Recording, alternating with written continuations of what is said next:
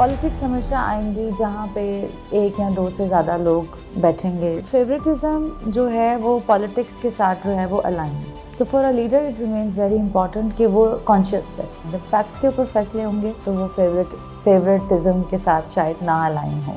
सेटिज्म is not a title, ये एक ज़हनी कैफियत का नाम है। ऑर्गेनाइजेशंस के अंदर फेवरेटिज्म जो स्टार्ट होती है वो हायरिंग से होती है। अगर प्रोसेस डिफाइन है हायरिंग का तो फिर फेवरेटिज्म मुश्किल है। The leader is choosing somebody on favouritism basis. आज तो रख ली है फेवरेटिज्म पे, कल वो डिलीवर नहीं करेगा बंदा, तो who is going to get hurt? The leader.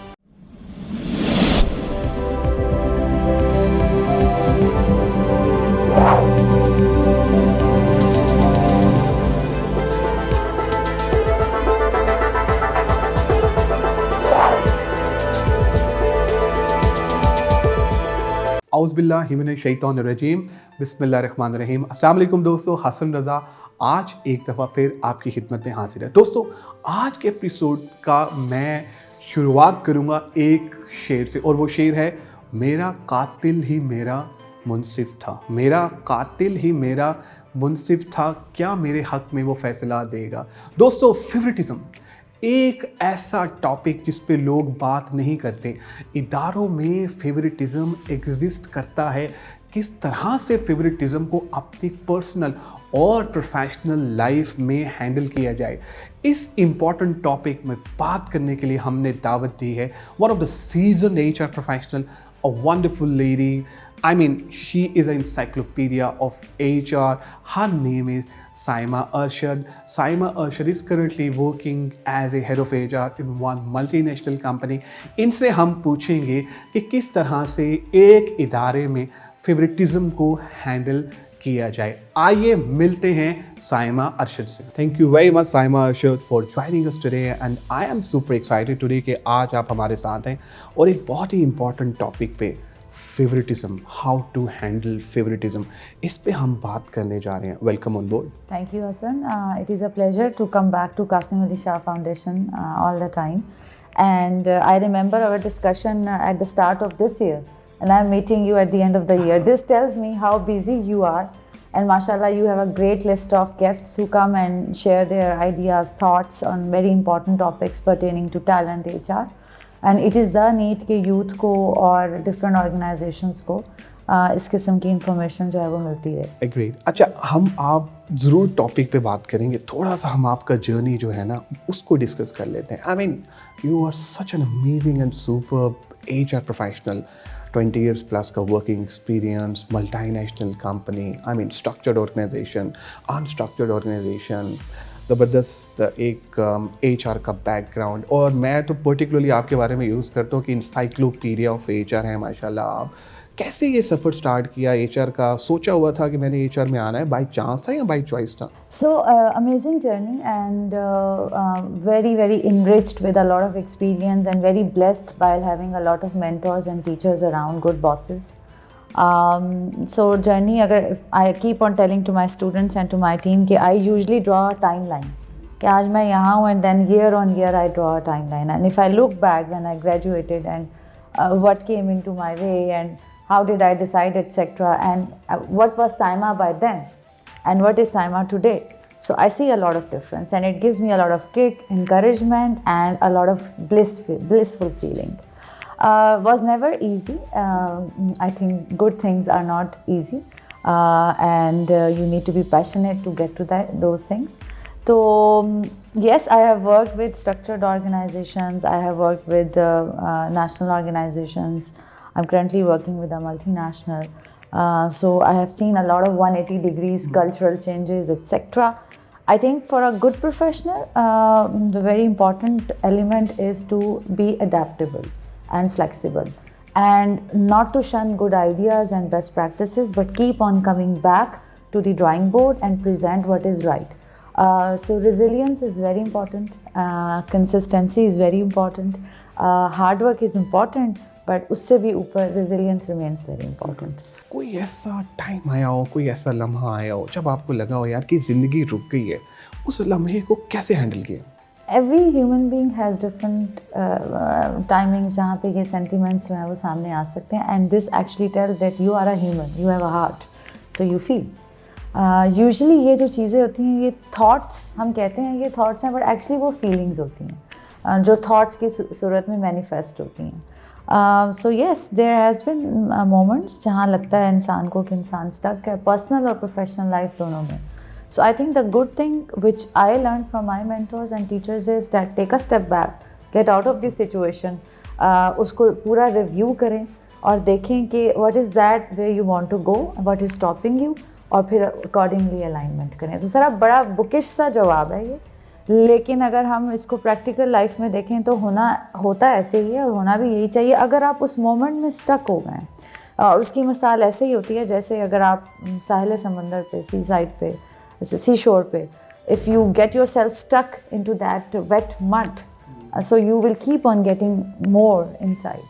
So what you need to do is, you know, अपने आप को easy करें, relax करें, light करें, उस moment से बाहर आएं, बैठें, reflect करें कि क्या change होना चाहिए था, what could I have done different, because at the end of the day बहुत सारी चीज़ें हमारे अपने ऊपर depend कर रही होती हैं. So what could I do different, what choices I could make differently, what shall I do in future. So 20% of the time one must spend in past for learning, but most of the time should be in present. Present is a gift, that's why it's called present. Live that moment and then plan for future. Great, wonderful. अब sir हम बात कर लेते हैं जो कि हमारा topic है, and that is how to handle favouritism. सबसे पहले हमें ये बताइएगा कि कॉर्पोरेट सेक्टर में फेवरेटिज्म होता क्या है, किस तरह से आप इसको डिफाइन करेंगे? देखिए, when I say politics, when I say favoritism, so it reflects some human instincts, and these are natural instincts, and it remains very difficult कि आप इनको avoid करें. तो पहले तो one has to be very pragmatic and absorb the reality, क्योंकि reality को आप जितना अच्छा absorb करें, समझ लें, उतना अच्छा आप एक्शन प्लान कर सकते हैं. यूटोपिया में रहना ज़रूरी होता है असल, लेकिन रियलिटी के पास रहना उससे भी ज़्यादा ज़रूरी होता है, because then you plan accordingly. तो फेवरेटिज़म जो है वो पॉलिटिक्स के साथ जो है वो अलाइन है. पॉलिटिक्स हमेशा आएंगी जहाँ पे एक या दो से ज़्यादा लोग बैठेंगे और बैठ के बात होगी. सो it has been there, it has a history. Politics has a history in humankind and it will remain till humankind is there.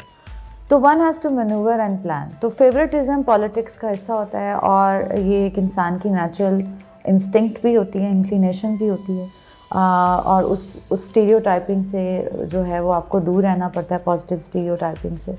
और ऑर्गेनाइजेशंस में ये बहुत होता है, नॉट टू मेंशन के घरों में, पर्सनल लाइफ्स में, फैमिलीज़ में, फ्रेंड्स में, हर जगह ही होता है.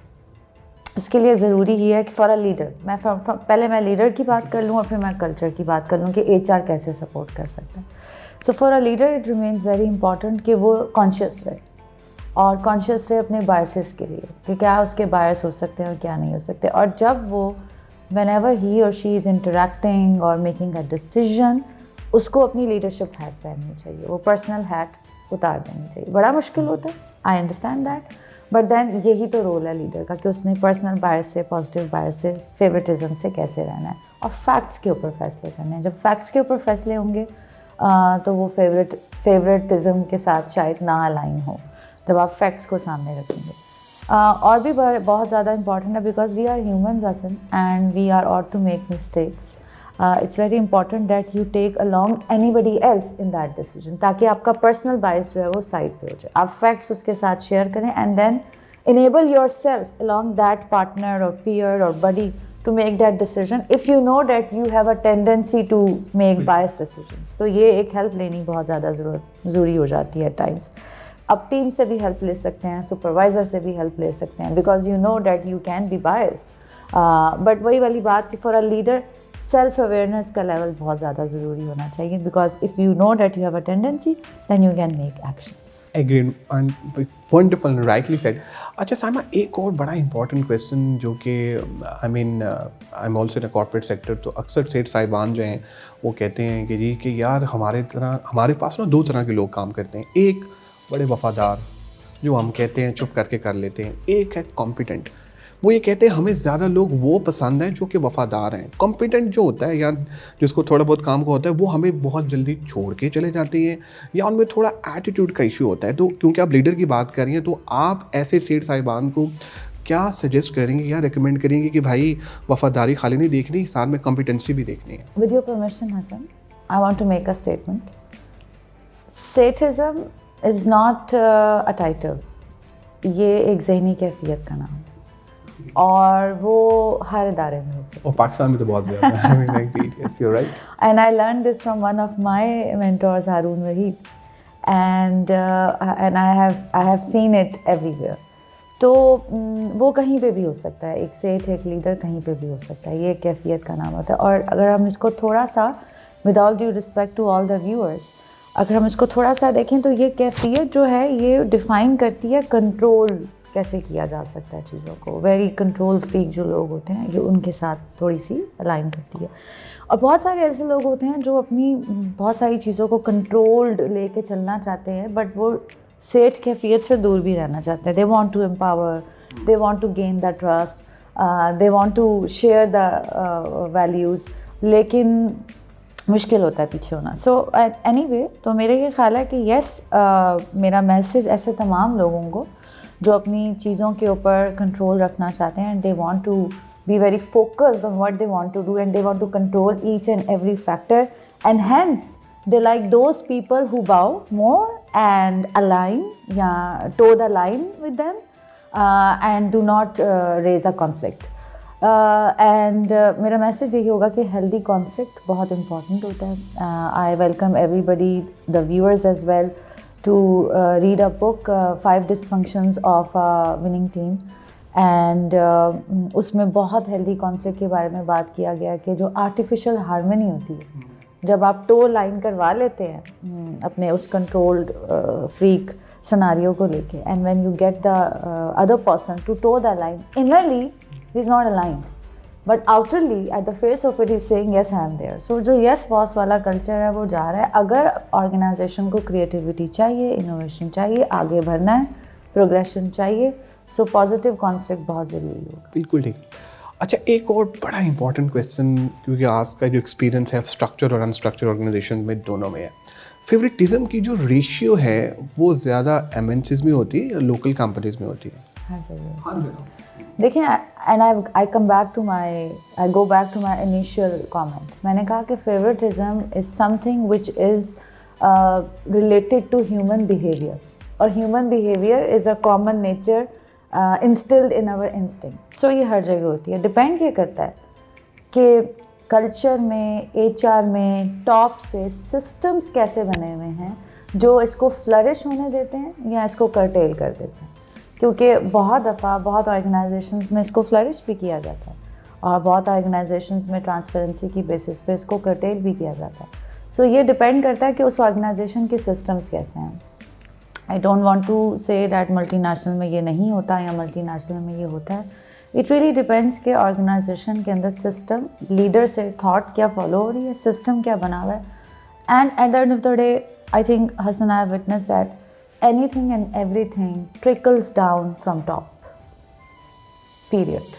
And if the top thinks, when I say top, it could be CEO, it could be a global CEO, it could be a regional CEO, so वो सारे behaviors trickle down होते हैं। So अगर if it has to be stopped, it has to be top down. I mean, you were amazing and superb in the whole session. I have learned a lot of things from you. I mean, इस पूरी discussion में अब आप हमें ये बताइए कि 20 साल का माशाल्लाह आपका एक्सपीरियंस है, बड़े लोगों की आपने हायरिंग की, बहुत सारे लोगों के आपने इंटरव्यूज़ किए, अभी आप जो हायरिंग करती हैं, कौन सी ऐसी जो 3-4 जो स्किल्स हैं वो आप देखते हैं कि ये होनी चाहिए, और आप नहीं समझती कि हायरिंग प्रोसेस में भी फेवरेटिज्म होता है? सो राइटली सो, पहला ऑर्गेनाइजेशंस के अंदर फेवरेटिज्म जो स्टार्ट होती है वो हायरिंग से होती है। And we as managers, and I will say we as managers and leaders, we forget that this decision of favoritism can actually hamper me in the long run.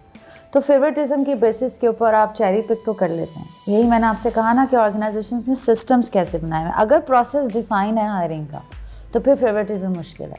For example, in one of the organisations I have work with, what what process we have identified, it is actually based on bar raiser concept. There is a book which is called Working Backward, and Amazon एक process follow करता है hiring के अंदर. So we follow the same process, and in that process there are different steps, and that steps actually वही वाली बात structure system ensure कर देता है कि favoritism हो ही नहीं.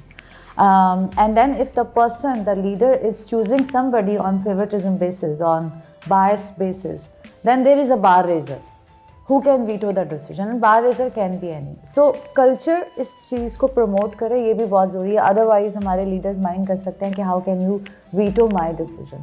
तो start hiring से ही होता है, and then promotion, then delegation of authorities. You delegate to people who are favorite to you. Competent or incompetent you don't see, but for your own sake you do that because that's your personal bias and that's your instinct. तो वही वाली बात है कि ये stop होना चाहिए, ये right away from hiring, because अगर वो डिसीजन ठीक नहीं होंगे तो मैं ये गारंटी कर सकती हूँ that not only the leaders get hurt, but in the longer run organizations get hurt a lot as well, and as a result वो लीडर भी हर्ट होगा. आज तो रख ली है फेवरेटिज्म पे, कल वो डिलीवर नहीं करेगा बंदा, तो who is going to get hurt? The leader. Great. I mean, again, thank you very much. Any final verdict about Qasim Ali Shah Foundation? Please go ahead. So I keep on coming back here. I think that the vision जिसके ऊपर ये start किया था, that was great.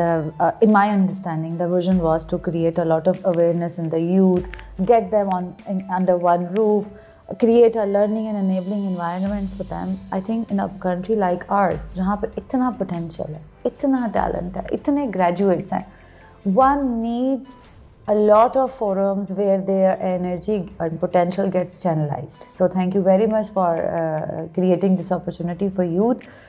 Youth is our future. We all say that, we all know it, but who actually does interventions for that? That remains very important. So बहुत अच्छा मेरा experience है. मैं जब भी यहाँ आई हूँ, मैंने बहुत talks की हैं, lectures दी हैं, और बहुत मज़ा आया. I mean, I'm feeling super excited. बड़ा ज़बरदस्त रहा आपके साथ ये सेशन, और मैं जैसे कि पहले बताया कि मैंने बहुत कुछ सीखा, और हमेशा हम आपसे सीखते हैं. I mean, you're also my mentor, और बहुत आपने सिखाया है. आप लोगों का भी शुक्रिया आज के एपिसोड देखने का. साइमा अरशद हमारे साथ थी, उन्होंने हमें ये बताया कि फेवरेटिज़म को कैसे हैंडल किया जाए. और ये फेवरेटिज़म जो है ना, घर घर की कहानी है, हर इदारे की कहानी है, तो इससे डरने की आपको ज़रूरत नहीं है. वो कहते हैं ना कि आपने घबराना नहीं है, तो आपने बिल्कुल भी घबराना नहीं है, इसको फेस करना है. उन्होंने हमें ये भी बताया कि फेवरेटिज़म है, उसका क्वांटम कई इदारों में कम होता है और कई इदारों में ज़्यादा होता है. आपके अपने ऊपर डिपेंड करता है कि आप उस फेवरेटिज़म को कैसे हैंडल करते हैं. और हाँ, उन सेठ साहिबान को जिन्होंने कि हमें बताया कि सेठ साहिबान जो है, सेठिज़म इज़ अ कैफियत, तो बिल्कुल वजह फरमाया उन्होंने, और ये ठीक कहा. तो आपने ज़रा उन कैफियत से भी बचना, और फेवरेटिज़म को कम से कम जो है वो अपने ऑर्गेनाइजेशन में लेकर आना है. अपनी दुआओं में याद रखिएगा, और अपना फीडबैक हमसे ज़रूर शेयर करते रहें ताकि हम इम्प्रूव करते रहें. टेक केयर, बाय बाय, अल्लाह हाफ़िज़.